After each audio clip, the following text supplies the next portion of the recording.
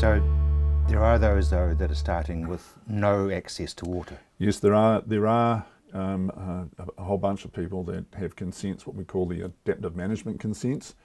They were granted back in the 2005 to 2008 period of earlier this decade, where if water levels aren't above a certain point, a certain level in their bores on the 1st of September, then they have either no access or restricted access to water, and a large proportion of those adaptive management consents are without water for the 2016-17 irrigation season at the moment.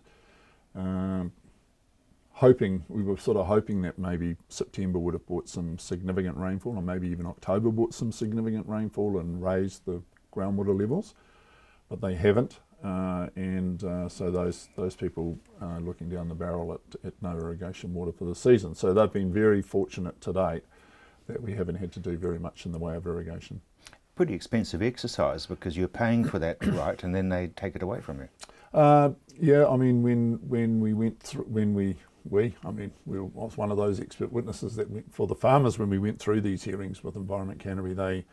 They got access to water in some years, or most of the years that we modelled, but they knew at the time that this would come around again. And this is, very much a mirror image of what happened in the early 2000s. So if you go back to the early 2000s, leading up to 2005-06, we had three winters in a row where we got very, very little rainfall recharge. We depend to a large extent for irrigation water in groundwater on rainfall recharge, and we do on most of the alluvial plains in New Zealand. So the Heretaunga Plains to a slightly lesser extent, but the Wairau Plains, parts of the Wairarapa, we depend very much on getting that rainfall recharge during the winter, and that didn't occur in those times. And if you look at the 2013, 14 and 15, 2014, 15 and 16 winters, we had virtually no groundwater recharge at all from rainfall. So it's sort of like the perfect storm in a way: low rainfall recharge,